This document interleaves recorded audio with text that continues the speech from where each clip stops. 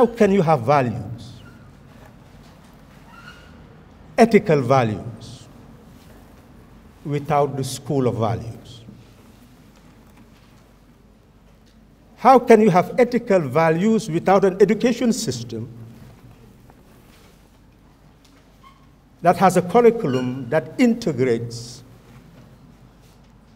ethical values as a part and parcel of its pedagogical orientation? The whole phenomenon of ethics is about pursuit of the supreme good, the summum bonum. But what is the supreme good?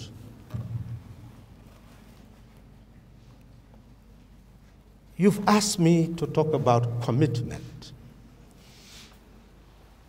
All these 12 concepts are instruments of service. That is why he has decided to outline them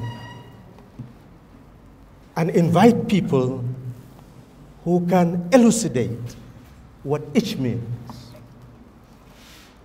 so that you can harness from what is said what is of value to you. Education is not indoctrination. Is the capacity to open the mind to ideas and apprehend what you believe can help you to grow, because life is not static. You are a baby. You do not remain a baby forever. And it's not about age. The mind also grows. And it grows with knowledge. It grows with values. And that is why the first thing that I would want to do is to change the paradigm, what they call paradigm shift, in the whole approach to what we are doing today.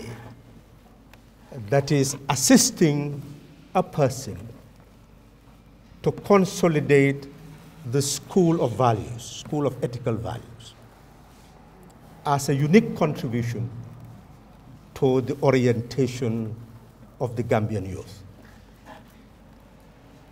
You see, the focus of our pedagogy is egocentric.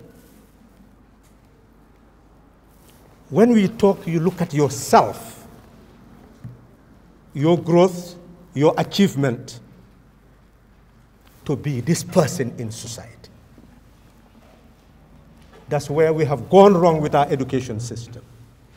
And you've heard Mr. Ngum elaborating how we should have that paradigm shift in shaping our thinking. Because the real issue is about the social being. The being exists, yes, you as an individual. But you are born of parents. You could not be without them in the first place. And you could not grow without them and the community. Yes, you have individual rights, you have individual being, individual aspirations to become somebody. But it is inconceivable that you will become somebody without society. And that's where the sense of responsibility comes. Because as a child, if you do not have parents who consider it as their responsibility to feed you, to address to your concerns, you will not be where you are today. So commitment is responding to the demand of necessity. What must be done for society to exist is what must be done.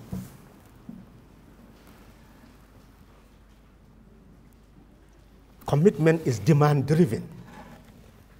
We're not just talking about an individual attribute that you can say, I'm a committed person. Judge me, grade me. And that's how whole grading system, judge the individual, grade the individual. Yes, you are this. That's not the issue. You grade yourself. You examine your level of growth, your level of development. I've given this subject. I'm sure it was not expected that I will look at the grammatical and ordinary meaning of the word commitment and start elaborating on what it means. I'm sure a conversation with your dictionary will give you a better lecturer than myself. My responsibility is to assist you to see what this word really means in the context of being part and parcel of a society that we call the Gambia and the world as a whole. As a young man, I remembered reading some words, philosophical words. The unexamined life is not worth living. And I was in a boarding school in the United States, isolated from my parents. You know, the life of young people, everything was there. Nobody was there to prevent me from doing anything on earth. I could drink, I could smoke, I could do anything I wanted.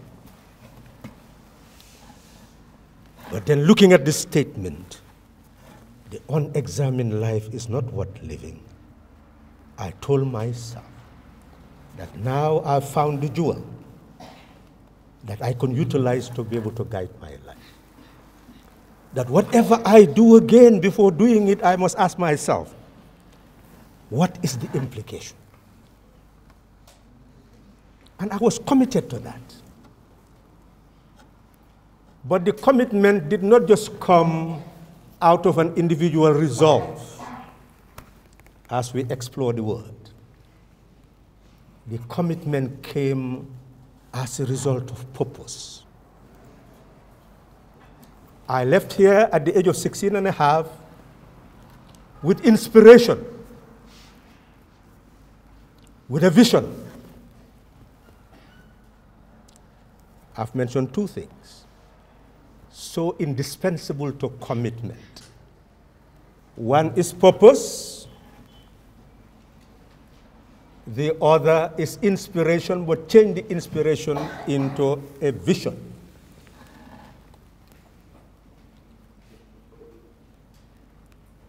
I attended a meeting at Crab Island School addressed by Stokely Carmichael, then leader of a movement for the eradication of the suffering of the African people in the United States. And I was inspired. I could hear their suffering and their hope that newly emerging African nations will help to eradicate the suffering they were subjected to in foreign land. That by Africa reawakening, Africa developing, the integrity of the African continent will impact on those powers where her people were considered inferior because of color. But then I was also very realistic that here he was telling us how hopeful they were. But then I was in a Gambia where people still live in huts. You do not see any semblance of development that will make us take pride in our nation and take pride that we are going to lift the African people from poverty all over the globe, from dehumanization from all over the globe, from degradation from all over the globe. So I made a commitment that, yes, I'm young, but I need to learn. And I'm going to learn. And I have a passionate determination to learn. That I will learn to be able to participate in saving the face of Africa and the African people all over the globe. I made a commitment. And that commitment helped me to appreciate a philosophical statement which said that the unexamined life is not worth living. For me, I had a trajectory that whatever I do again must not destroy my being, that it should enhance me, it should strengthen me, it should make me a better person. I must not do anything that will undermine that vision, that purpose of participating in salvaging the integrity of the African continent and the African people. That's what commitment is all about. So that is an example of what the word means. That the commitment must be contextualized. It could be on anything. But here I must say, as social beings, as people aspiring to be leaders, you must prepare your mind for a Gambia, Africa, and a world of people. Not just achievement for excellence and for its sake. You must be ready to live for people. You must be ready to die serving people or even die for people. That's what others did. They had commitment. Number one, purpose. Number two, you have a vision that this is where you want to go to achieve the purpose. But that is not enough. You must make it a goal. You cannot have commitment without having goals. And the goals must also have objectives, specific objectives that you must achieve to be able to attain the goals. And you must have a time-bound plan and program to be able to achieve the goals. That I must do this, and you will do it when you must do it, when necessity demands. So everything that is required to achieve the goal, you transform it into necessity. And therefore, the being starts to change, start to mold itself, adjust itself to the dictate of necessity. You cannot sleep until you achieve it. You cannot rest until you achieve it. In the middle of the night, you will wake up to think about it. It occupies your mind all the time.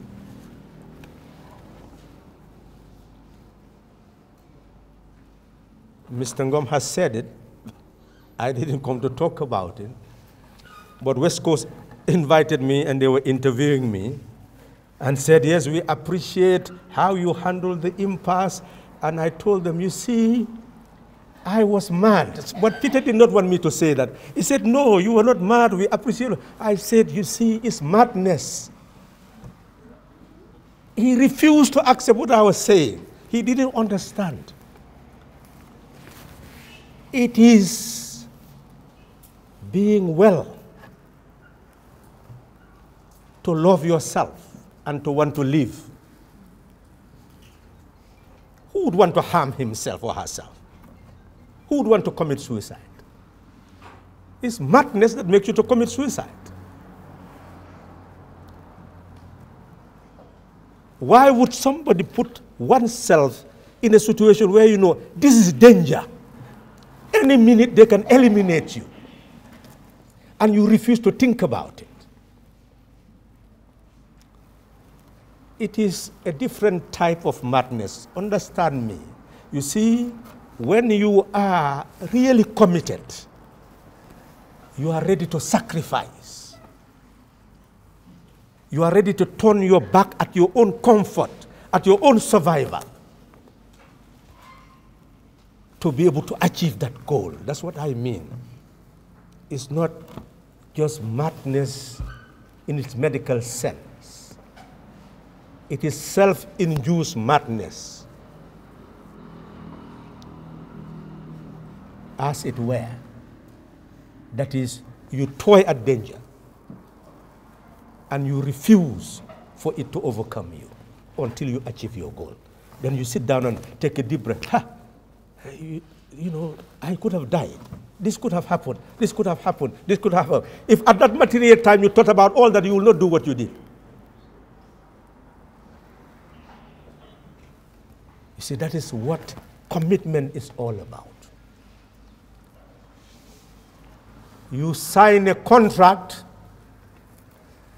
between the heart, the mind, the conscience, and the willpower.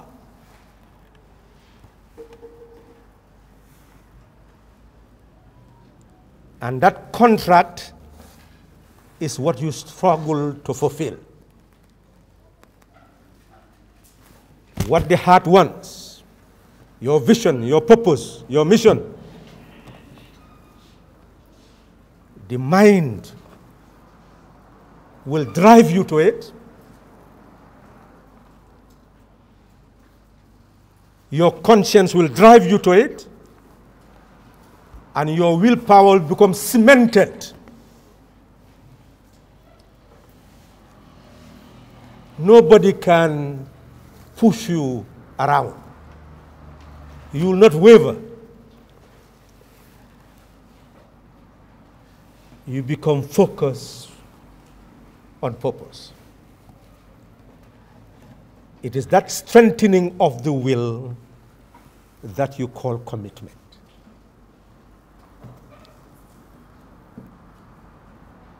That's what commitment is all about. That nobody can make you to shift to anything but the goal and purpose for which you set yourself. I have contextualized commitment based on my own experience. It means you can also contextualize it to your studies, to your determination to get your PhD, to get your degree in any field, any area of specialization, any area of life. You can contextualize it.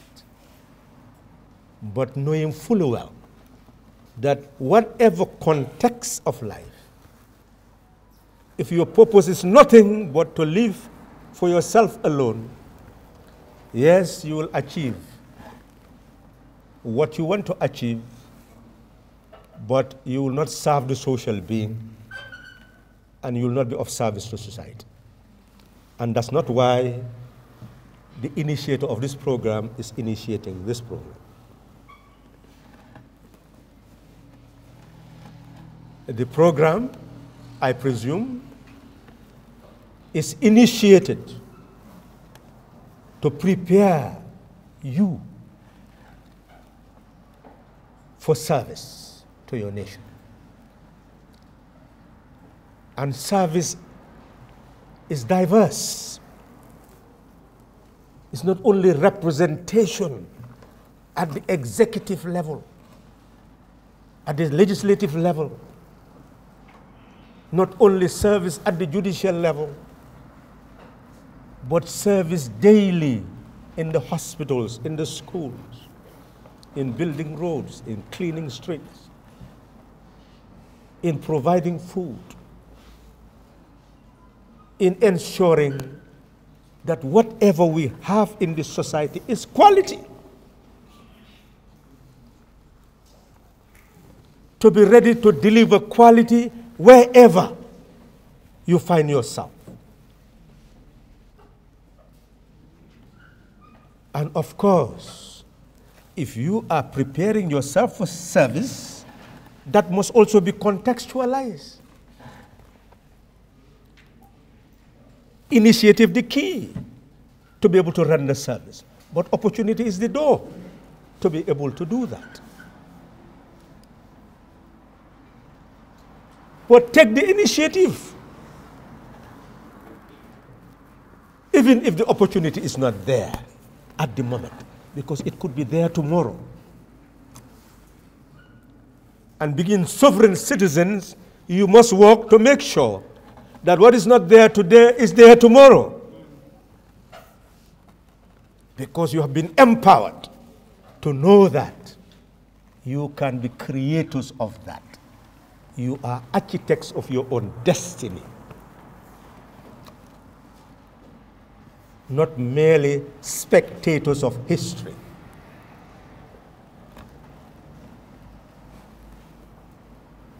So that is the core lesson that you should learn.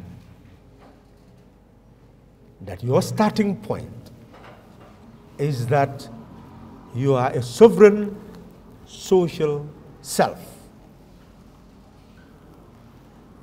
capable of harnessing whatever is available to you to develop to your fullest. But you are also your sovereign self capable of impacting on society to force it to open up, to give the opportunities that belongs to you. Your birthright. So in that sense, you become a different type of citizen. You do not just follow what others do. You can sit down and struggle to do the right thing, even if it is difficult to do, with all the limitations. But the fact that you have the aspiration to commit yourself to doing what is good for society, that is the first stage. You have the aspiration to do that, even if the shortcomings are there. Then you see your conscience will start to play on you. If you want to do what is harmful for society and may be helpful to your family, at least you will debate with yourself how far you should go. But if you don't have a conscience, then there's no break. So it is easy to say everybody is bad, society is bad, but that will not be entirely true. Because the desire to do good is there, the will to do good is there, the capacity to do good is there. You may have the desire and the will, but you will not have the capacity. Or even if you do that good, maybe your family will not be able to survive that day. So you may do something that will really be an outrage to your conscience. But then you ask yourself the question, what are my options? And then by asking them, you start to select the options that will buy you from doing the wrong. So in that way, you start to guide yourself towards being part of the solution rather than part of the problem. In a society where we do not have the opportunity to show our commitment and be given what is due to us, our birthright, on the basis of the quantity and quality of work we do, then we have to take this other route where we do our best, knowing that our best will never be enough to make us be the committed people we are unless we help society also to move. So in short, society is not static. It is constantly changing. The human being is not static. It's constantly changing. And we must appreciate the context in which we find ourselves as we assimilate the value systems that we hold there. To come to my conclusion, I must say that if we look at all these 12 concepts put before you, we have to differentiate what is value and what is virtue. What you are going through now, clearly introduced to you by the founder of this institution, and craftily put to you for easy grasping by Mr. Ngam, is that this is a school of values. It's a socialization process. And socialization process is really internalization of value systems. But values are practices ultimately that will turn you into a rightful member of society. Or let me put it this way, we must translate the values into practice in order to transform them into a way of life. So they are struggling for you to acquire certain values around the concepts, around the virtues, in order for it to guide your practice. And by guiding your practice, your ways of life will also be guided. For virtue, they are rare commodities, found in a few. Nobody sanctioned you if you don't have commitment, if you don't have integrity, unless it offends the law or it offends our values, and the values may come from our religious orientation or humanistic orientation. Other than those two, one does not see values anymore. But there must be some value, some good, some ethical phenomena that we pursue in order to be human beings. So in that sense, we are moving on the right trajectory. And I will conclude with a story to show what the social being is all about, and why you must internalize all these concepts and the values that are now put before you by those who have given lectures. The person went to university, well-trained, went before the commission and was found to be fit to administer a hospital, and was well respected because of his intelligence and his capacity to administer. But he was given the responsibility to go abroad and search for equipment to equip the operation theater. I don't know what that means. I will use it.